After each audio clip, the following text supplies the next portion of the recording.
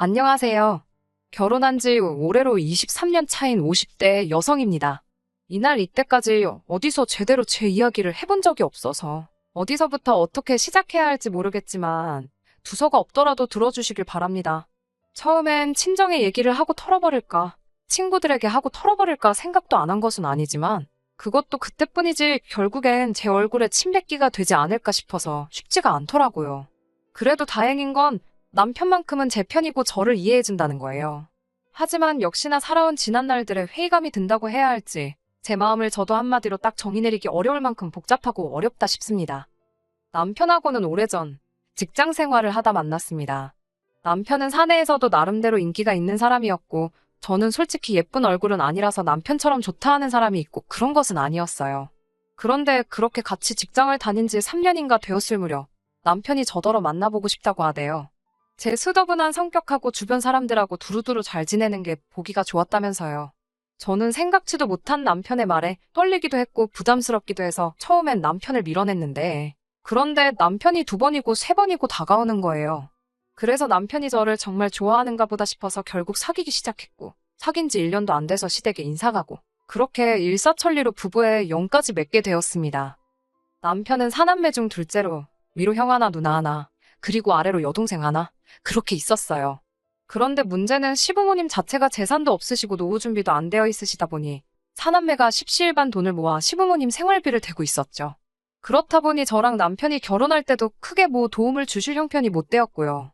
저도 이건 처음부터 알고 있었기 때문에 크게 마음을 쓰진 않았습니다. 신혼살림은 제가 살던 자취방에 남편이 자기 옷까지만 들고 와서 시작하게 되었고 차도 제가 처녀적부터 타던 차를 그대로 탔습니다. 시부모님께 받은 거라곤 금으로 된 상가락지가 전부였지만 괜찮았어요. 2분이 워낙에 저에게 미안해하셨고 고마워하셨거든요. 그래서 그 마음만으로도 충분히 위로가 되었달까요. 친정에서는 남자가 가진 것 없이 장가오는 것보다 여자가 아무것도 없이 시집가는 게 나중에 더 흠잡히기 좋다며 남편 쪽 형편과는 관계없이 돈으로 5천을 해주셨습니다. 지금이야 돈이라는 게 흔해져서 5천이 그렇게 큰 돈 같지 않지만 20여 년 전에는 절대로 적지 않은 돈이었어요. 그리고 그 일로 남편은 저희 부모님께 면목이 없다며 몇 번이나 머리를 숙였고 저희 부모님은 그런 소리 듣자고 준 돈이 아니라며 그저 당신들 딸인 저 마음고생은 시키지 말라고 하시대요. 그리고 실제로 남편 한 사람만 놓고 말하자면 제 마음고생을 시키는 일은 거의 없었어요. 술도 안 하지 담배도 안 피지 다른 여자에는 관심도 없지 오로지 일과 가정밖에 모르는 사람이었습니다. 하지만 그럼에도 불구하고 남편과 제 사이에서 큰 소리가 나는 경우가 종종 있었는데 그건 상황 자체가 시댁과 관련이 되어 있을 때였어요. 특히나 시부모님이 돌아가신 이후로는 일이 더 복잡해졌지요. 처음에 아버님이 돌아가셨을 때였습니다. 아버님은 매년 의례껏 하시던 건강검진에서 생각지도 못한 간암 판정을 받으시고 이후로 병세가 급격히 악화되어 6개월 만에 돌아가셨거든요. 그런데 그 6개월 동안 솔직히 자식이 많다고 해서 좋은 것도 아니라는 걸 제가 제 눈으로 똑똑히 보고 뼈저리게 깨달았습니다. 아들, 딸의 사위 며느리까지 하면 8이나 되었는데 누구 하나 선뜻 아버님을 모시고 병원에 가겠다 하는 사람이 없었으니까요. 그리고 부끄러운 이야기지만 저희 남편도 마찬가지였습니다. 물론 제 남편인 만큼 대변을 해보자면 그 시기에 남편이 다니던 회사가 상황이 좋지가 못했어요. 당사자의 의사와는 관계없이 회사에서 대규모 구조조정이 단행되기도 했고요. 저는 진작에 애들 육아로 인해 회사를 관두고 전업주부를 하고 있던 상황이었으니 한마디로 저희 애들까지 해서 3사람이 남편 하나만 바라보고 있던 상황이었지요. 그래서 남편은 휴가니 뭐니 그런 것들로 괜히 눈에 띄고 싶지 않다고 했고 그리고 저는 남편이 벌어다주는 돈으로 생활을 꾸리는 사람으로서 그런 남편에게 자식이 돼서는 어떻게 그럴 수 있니 엄니를 따지며 한마디로 자식된 도리를 하라는 그런 잣대를 들이댈 입장이 못 되었달까요. 그리고 사정이 그렇다 보니 남편의 형, 그러니까 아주버님네도 이해가 안 가는 것은 아니었습니다. 일단 아주버님네 경우 형님이 애를 데리고 해외에서 지내고 있었고 아주버님은 기러기 아빠였는데 기러기 아빠한테 솔직히 뭘 제가 기대했겠어요? 그렇다고 하나 있는 아들 공부 좀 시켜보겠다고 나간 형님더러 제가 뭐라고 들어와라 마라 할 상황도 못 되었고요. 그리고 그런 의미로 시동생에게도 기대치가 없었습니다. 시동생도 저희 남편처럼 외벌이의 직장 생활을 하고 있었으니 본인은 바빠서 못한대지. 그러면 시동생 대신 동서라도 좀 도와주면 겠는데 동서는 뭐 가타부타 말이었고 그리고 동서한테 뭐라고 해도 시동생이 해야 하는 거지. 제가 나설 자리는 아니잖아요. 그래서 말을 못했죠. 그리고 솔직히 신우는 남편보다 2살이 많았는데 당시 저희 첫째랑 비슷한 나이대에 아들을 키우고 있었어요. 그리고 하는 말이 애는 엄마가 키워야 하지 않겠냐면서 자기는 애를 키워야 돼서 병간호는 못한다고 하는 거예요. 솔직히 그 이야기를 들었을 땐 한마디로 황당 그 자체였습니다. 제 손으로 자식 키우는 거야 당연한 거고 틀린 말은 아니었지만 아무리 그래도 그렇다고 부모를 나몰라라 하나 싶은 게 참으로 황당했달까요? 하지만 제가 신우랑 시시비비를 따질 것도 아니고 해서 그래. 그냥 내가 한다. 내가 하자. 그렇게 됐던 겁니다. 제가 유별나게 착해서도 아니고 희생정신이 강해서도 아니었네요. 말 그대로 아버님이 그래도 저를 애틋해 하셨고 저희 애들도 예뻐해 주셨고 그리고 그걸 떠나서라도 인간 대 인간으로 자식들이 나몰라라 하는 상황을 아시게 될까봐 그게 마음이 쓰였거든요. 그래서 그냥 제 스스로 후회 남지 않을 만큼만 하자는 생각으로 아버님을 챙겨드렸습니다. 하지만 제 정성이 부족했던 건지 결국 반년 만에 돌아가시대요. 그런데 아버님 돌아가신 이후에도 남편을 제외하고는 저한테 말이라도 고생했다 수고했다 하는 사람이 없었습니다. 그저 그 와중에 자기 앞으로 콩고물이라도 떨어질까 그 생각만 하는 눈치들이었어요. 뿐만 아니라 정작 어머님이 제사 이야기를 꺼내자 또 다시 약속이라도 한 듯이 조용해지는 걸 보고 있자니 정말 질리대요. 그래서 제가 하겠다 했습니다. 그거 매달 지내는 것도 아니고 1년에 몇 번이나 되나 싶어서 덕 쌓는다 생각하고 제가 하겠다 했어요.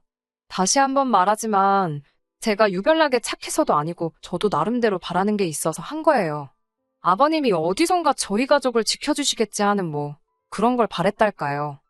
그리고 그렇게 흐른 세월이 자그만치 10년이 훌쩍 넘었습니다. 그 긴 세월 동안 저희 가족뿐만 아니라 제 친정에도 그리고 시댁 식구들에게도 이런저런 크고 작은 일들이 있었죠. 그런데 이렇게 표현하자면 좀 그렇지만 친정은 나날이 사정이 나아진 반면 시댁은 그렇지가 못했어요.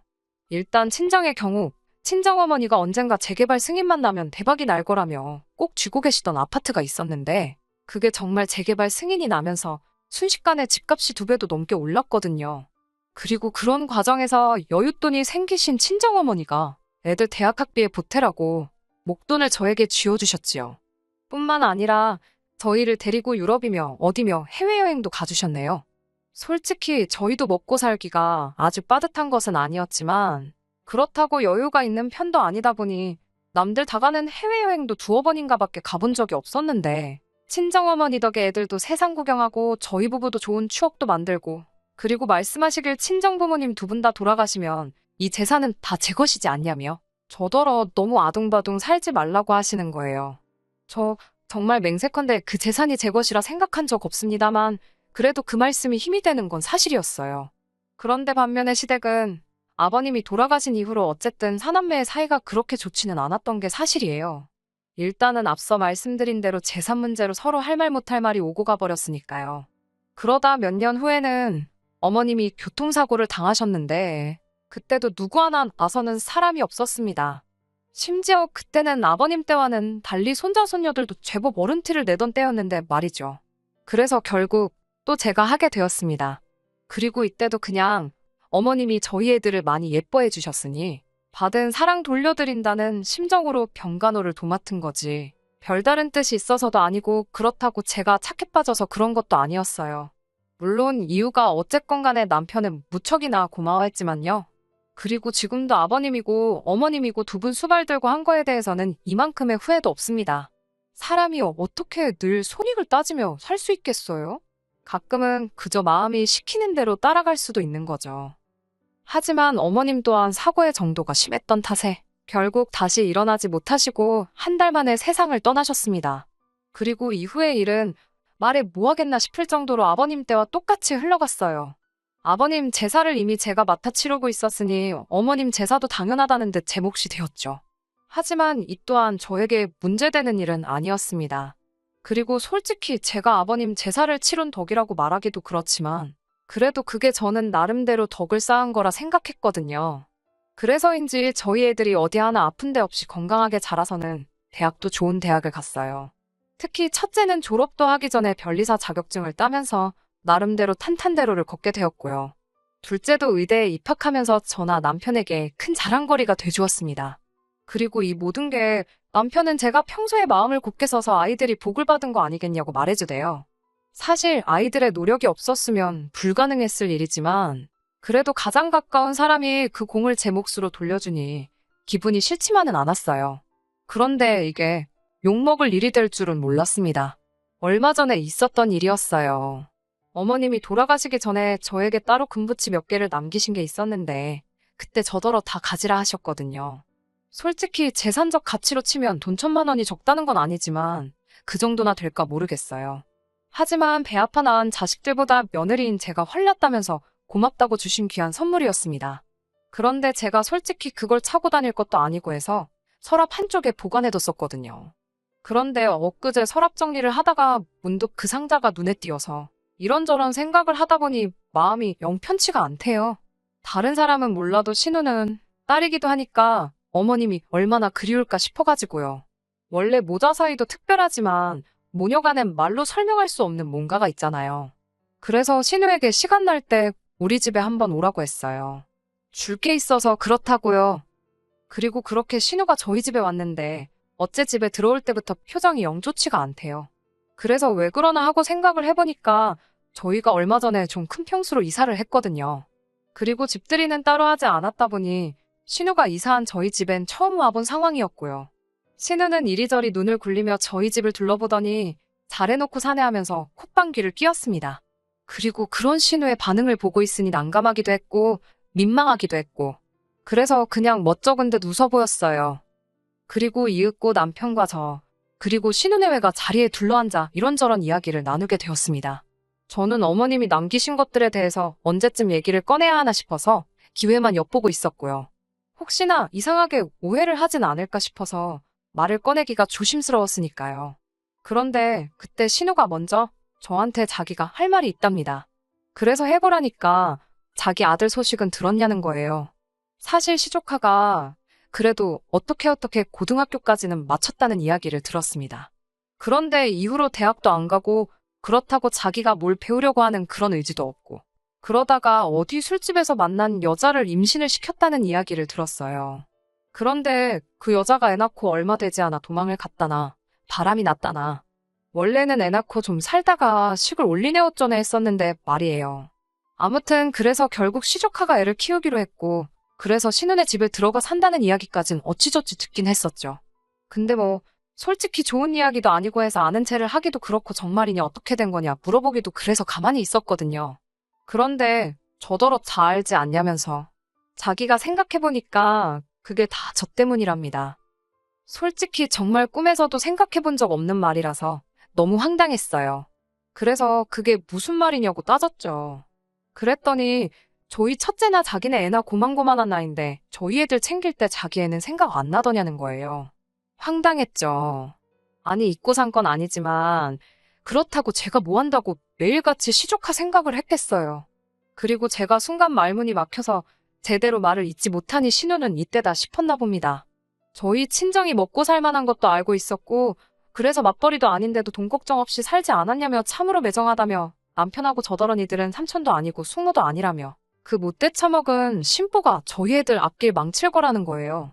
아니 다들 나몰라라 하는 시부모님 병수발에 제사까지 군말 않고 챙겼으면 말이라도 고맙다는 소리는 못할 망정 헛소리는 하지 말아야 하는 거 아닌가요? 결국 남편이 먼저 신우더러 말 같지도 않은 소리를 한다고 소리를 질렀습니다. 저도 신우더러 그딴 소리나 할 거면 내 집에서 나가라고 했고요. 그러자 신우랑 시매부도 저희더러 그렇게 살지 말라면서 삿대질을 하는데 원래 남이 자식한테 악담하는 거 아니라지만 부모가 저 지경이니 아들이 그따위로 걷지 싶은 거예요. 그래서 이럴 시간에 가서 네 자식 단속이나 잘하라고 했습니다. 뭘 보고 컸는지 알만하다고요. 그랬더니 신우가 자기 쓰러질 것 같다며 아주 혼절하는 신용을 내는데 가짜나서 원. 그리고 이웃에서 신고를 한 건지 얼마 후에 경찰이 왔습니다. 제가 전후 상황 설명을 하니까 일단은 어쨌든 제 집이니 신우랑 시매부더러 나가야 된다며 끌고 나가대요. 그리고는 뭐 그렇게 그쪽이랑은 완전히 끝장을 본 거죠. 솔직히 지금도 이렇게 쓰면서 어이가 없어요. 남한테 피해 끼치지 않으려고 늘 조심하며 지냈고 손해를 조금 보는 일이 있더라도 착하게 살면 복이 온다는 그 말 하나는 정말 믿었는데 이렇게 모욕적인 일을 겪게 되다니 참으로 씁쓸합니다. 남편은 그날 이후로 저에게 미안해서 고개를 못 들겠다며 속상해하는데 그런 주눅든 남편의 모습도 참으로 보기가 괴로워요. 제가 정말 시조카 앞날을 망친 걸까요? 아니 살다 살다 자기 자식 잘못됐다고 외삼촌 외숙모를 탓하는 사람들은 처음 봅니다. 전에는 망나니 같은 시조카 때문에 신우가 고생이다 싶었는데 이제는 저런 부모 밑에서 자라서 망나니가 됐구나 싶어서 시조카가 불쌍하네요. 끝까지 들어주셔서 감사합니다. 오늘의 사연은 여기까지입니다. 구독과 좋아요, 알람 설정 부탁드리고 더 좋은 사연으로 다시 찾아뵙겠습니다. 감사합니다.